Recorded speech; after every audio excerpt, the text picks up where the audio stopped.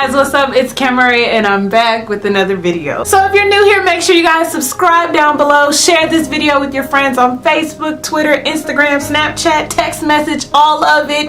Let's get into discussion about the topic in the comment section down below. Let's go. So if you haven't heard, Beyonce graced the cover of Vogue, and I'm not particularly somebody who picks up a Vogue magazine in the store. I'd rather pick up Essence or Ebony, but this time, since my girl made the cover, I had to investigate. So the issue hasn't hit stores yet, or if it has, the town that I live in ain't got it. Now let me tell y'all, I went to Books A Million yesterday because they ain't got no Barnes & Noble, and I went to Target, even called ahead and said, do you guys have the September issue of Vogue? Yeah, we got it, it's right up here. I get to Target, they ain't got it. So I gotta stick with my phone here, and I just kind of want to hit some highlights of her article. You guys know Beyonce does not talk much. She mostly speaks through her music. Matter of fact, when she posts Instagram posts, it'll just be some bomb picture and she won't be saying much at all. We gotta read between the lines. We gotta read what she says in her music or on tour, or you know, different stuff like that. We don't get to hear long sentences and paragraphs from Beyonce, but this time she wanted to let us know she's real too. One of the big things about this Vogue cover is that Vogue has never ever had an African American female grace the cover of the magazine. Yeah, just let that soak in. Let it soak in for a little bit. Well, Beyonce was the first African American woman to perform for Coachella in all these years that Coachella has been occurring, and now the first African American woman to grace the cover of Vogue. So, you know, Vogue is this elite magazine. I guess September issue is the extra special issue. And you know, everybody who's anybody has graced the cover, and you know, I guess Rihanna's in there in this issue too as well. So it's really something special, number one, because Beyonce don't talk much and she don't do interviews no more. She don't do spreads and all that anymore. So it's special because of that. It's also special because she had complete creative control. So that means that she didn't have to succumb or give in to this narrative or this image that they wanted her to do, like she might have had to do about 15 years ago. So we were just really excited to see Beyonce doing something that crosses over. Okay, this is something on both sides that all races can appreciate. It wasn't just something solely for us, by us, even though we love that too, but it was something where she could speak up to everyone. And you know, Beyonce has always been, you know, robotic in her way of, you know, coloring in the lines, and you know, we're starting to see her come out of her shell and really be who she is and own her fupa, like she said, and you know, we're starting to see that about her. So it's making us love her more because she has flaws, she has insecurities, she has a potty mouth sometimes, she has things that she goes through that she may not know how to figure out, but instead of just keeping it all inside, she let us know in this art. So as y'all can see here, these pictures are beautiful. I mean, Beyonce, she just don't age. In my research, I was seeing that she tried to stay away from the heavy makeup and the tracks and everything, and you know, she really looks natural. Even on her tours now, she's been embracing this slick back look and kind of full hair, but not really the lace fronts anymore. The lace fronts do get to be a lot, and you know, even though Beyonce get like the $8,000, $20,000 lace fronts, I don't doubt that hairline be suffering, trust me. But she just looks great, doesn't she? She looks good. I want to show y'all a couple pictures on this green screen behind me. She looks really good. So let's go through some of these sections. She talks about her body and accepting her body with, you know, being pregnant with twins. For her to say that she was 218 pounds and had to have an emergency C-section with the twins, which was completely different from her pregnancy with Blue Ivy. You know, she was able to just spit Blue Ivy out, get on that treadmill, get back on that crazy diet she be having with the cayenne pepper, and get right back in there. She wasn't able to do that with the twins, and I think everyone was starting to notice that in her tour now. You know, her stomach didn't look as flat. You could tell you know, her arms look fuller, her hips look wider, and she just didn't care. She looks like she's actually having a whole lot more fun in the clips that I've been seeing of the tour this time, On the Run 2. I can't wait to go in September in Houston. I cannot wait. But it looks like she's having the time of her life. She's just having fun, enjoying what she's doing. You know, it must really feel good to make music about your life, perform with your husband, get this wow factor when you're showing your kids, your mother. It's not nothing that you got to put on airs for. It's not anything that, you know, about you that you got to create a storyline. It's your real actual life. And you know, she has songwriters, she has people that help her, and there probably is some embellishments here and there, but it's actually her life, and she's revealing these twins, and she's learning about these twins. So let's get more in this article. I don't have children, but I can't imagine weighing 218 pounds. My belly is low. Everybody is expecting me to be glamorous, but I just feel like crap. I'm hot. I'm hungry. I'm tired. I'm in pain. So she had to go to the NICU. And, you know, she's saying that she's so proud of Jay-Z's strength and her best friend that she has in him. And it's just... my girl, y'all, my girl, she has come full circle for real. So Beyonce says, and I quote, "Today I have a connection to any parent who has been through such an experience. After the C-section, my core felt different. It had been major surgery. Some of your organs are shifted temporarily and in rare cases removed temporarily during delivery.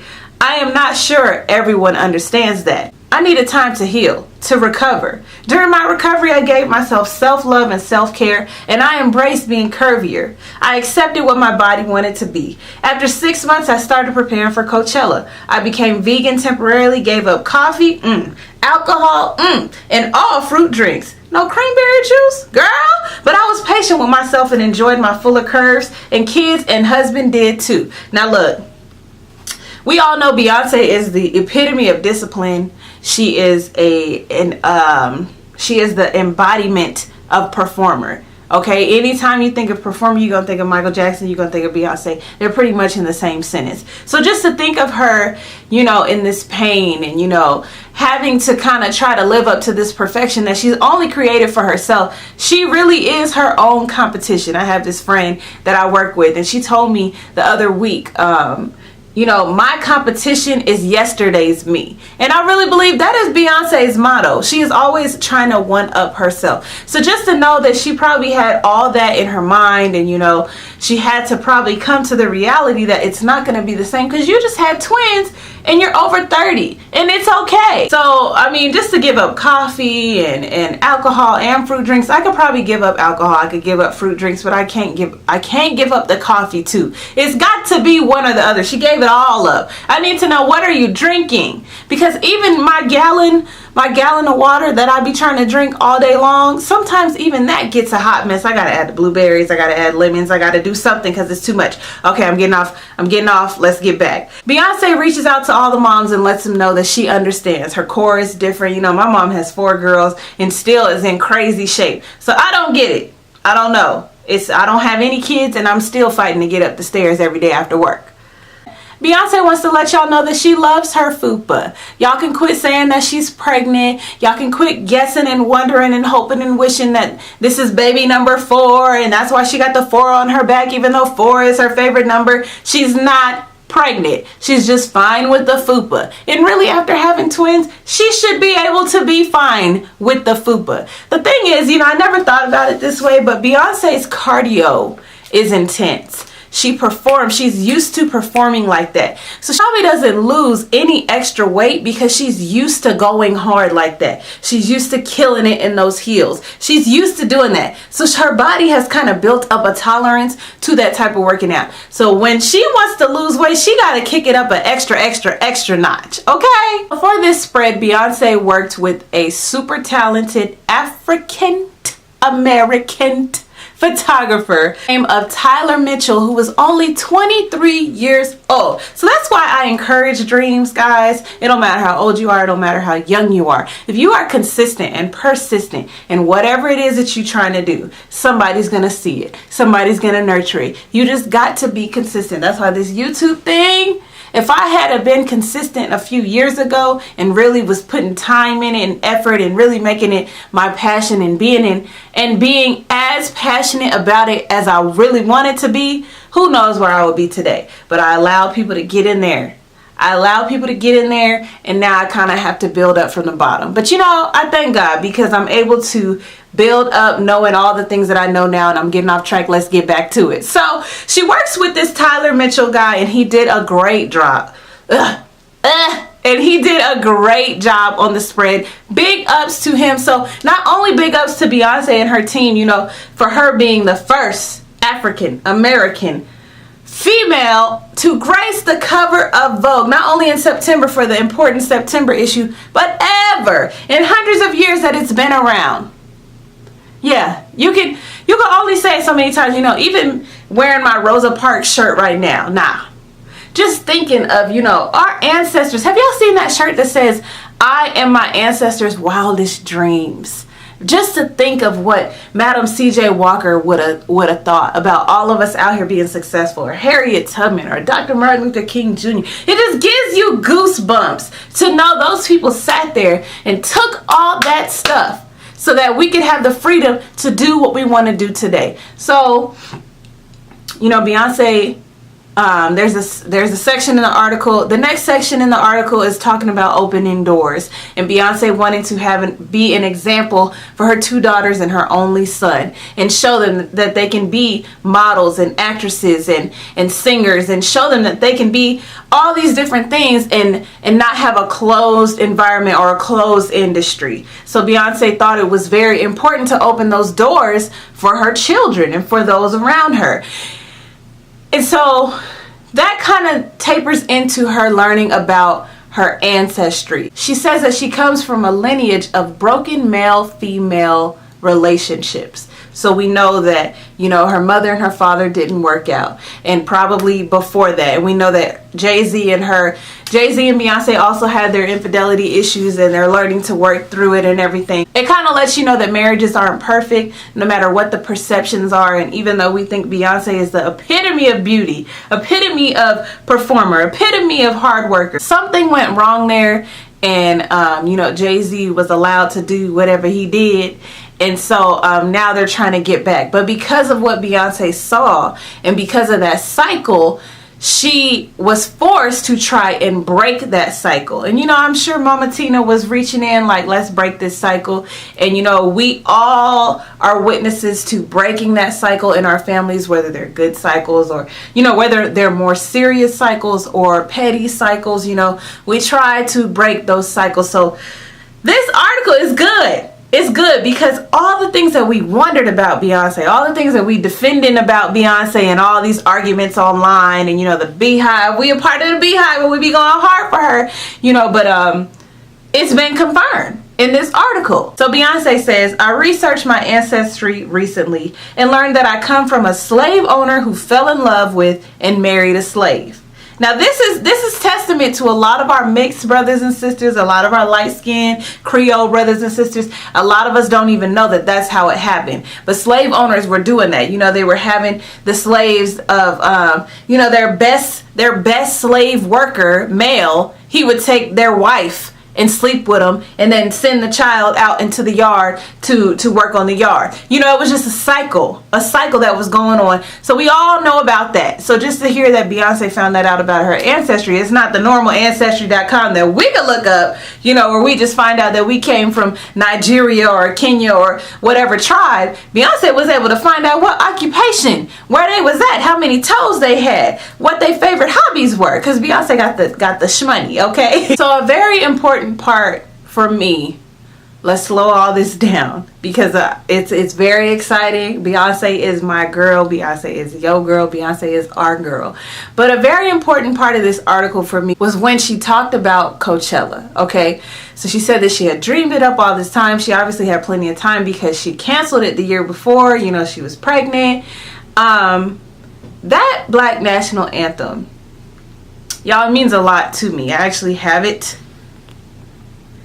I'm looking in the viewfinder. I have it on my phone case because it just means every time I sing it, every time I hear it, it just makes me feel just so liberated. And I know that's what a national anthem is supposed to do, but it makes me feel so liberated, and it makes me feel so connected to those around me, and to the acts that we do, and to our successes and our failures, and all the things that we've overcome just as a people, even as all Americans, not even all black people. Hearing that Black national anthem, it just gives me a sense of pride. So Beyonce says she was randomly singing the Black national anthem one day to Rumi while putting her to sleep. I started humming it to her every day. In the show at the time, I was working on a version of the anthem with these dark minor chords and stomps and belts and screams. If you guys don't know what minor means, major is the more cheery, you know, and then minor is more like a so major is like kind of bright and, you know, cheery. I like to associate those adjectives with it. But minor is kind of more dark, mysterious, you know, making some weird turns in the music. So when she says that, she was kind of making the national anthem, the Black national anthem, to be more assertive and more aggressive. But she says that she kind of softened it up after realizing that it was like a lullaby. And that's how I associate the Black national anthem. I associate it with softness and, you know, comfort, and just instead of it being so aggressive. And, you know, at times it can be aggressive because we had to go through so much and go through so much pain. And you think about, not we, I mean us as a people, because I wasn't beat, but I can only imagine what it was like to watch your loved ones go through that, and, you know, reading it in the books and seeing it in movies. So anyway, you know, it was more aggressive at first. So after she was singing it as a lullaby, she decided to change it. Let's get back to it. After a few days of humming the anthem, I realized I had the melody wrong. I was singing the wrong anthem. One of the most rewarding parts of the show was making that change. I swear I felt pure joy shining down on us. I know that most of the young people on the stage and the audience didn't know the history of the Black national anthem before Coachella, but they understood the feeling it gave them. So I think when she said that in the article, it just made me feel like, this is me. This is what I say. You know, that Black national anthem, it just does something every time. I remember singing it at a Martin Luther King Jr. luncheon we had last year. And I just sung it normal. Lift every voice and sing. Let earth and heaven ring. Ring with the harmonies of liberty. And I felt like when I get goosebumps from singing, because it don't happen a lot, but when I get goosebumps from singing while I'm the one singing, my cheeks feel like if a bunch of ants ran over my cheeks. And that's how it felt in that moment. And I could see like people sniffling, and it's not so much about how I sang it. It's not really about that. It's about that feeling that you get. I'm just getting the goosebumps now. So when Beyonce said that, I felt her on that. Actually, I felt her in the entire Coachella performance, because it was just so synonymous to what we experience as a united people. When we are all united and we're having a good time and we're experiencing that culture, you know, whether it's black people, whether it's Mexican people, whether it's Puerto Rican people, Panamanian people, Filipino people, Samoan people, you know, everyone has their culture and their things that they associate with feeling good and being united. So Coachella for us was that marching band style, and, you know, inserting those anthems, that swag surfing, that back that ass up, you know, all those songs that we love to hear. And this is not a review of Coachella, so we're gonna bring it back anyway. So she mentioned that, and I just thought it was really important that she did that. She also talks about On the Run too. She's still mentioning that Black history. I thought some of the reigning themes in her article was individuality, was freedom, was having flaws, and that Black history. She did not shy away from that. And she didn't shy away from her faith at all either. A lot of times, you know, growing up, people used to be like, Beyonce and Jay-Z, Illuminati. And I even saw in the comments of some video I was watching on YouTube, they were like, oh yeah, she's mentioning God, but watch what God she serves. You know, I just think it's really terrible when people have this agenda. None of us know her personally, but, you know, when you go out of your way to make mention of something and they say all those years that she never said God, she never said God. Now she's saying God, and they're like, which God is she talking about? There's only one God, okay? So I'm so thankful for this article. I'm gonna get that Vogue issue, even though I probably won't look at anything else in there. But I just think it's important because it's a part of history. Like I said, the pictures were beautiful. I hope you guys all get a copy of it. I just really enjoyed the article. Make sure you guys check it out. Get into Beyonce, you know, as she's getting older. To me, she's becoming more relatable. A lot of her classics are being developed now. More as, you know, the Crazy in Love, the Naughty Girl, they're feel-good songs. They take you back to your childhood and everything. And I'm going to always be a Beehive member. But at the same time, you know, true fans and true stans of her understand her evolution, and we understand, you know, where she comes from and her real and true work that connects to who she is, what she's feeling, and what she's going through. So like I said, I cannot wait for On the Run 2. We're gonna be down there, Club Carter, not Club Carter VIP, but we're gonna be in that Club Carter. We're gonna see. I'm gonna have my good Dr. Scholl's in them shoes, because you know it's standing only.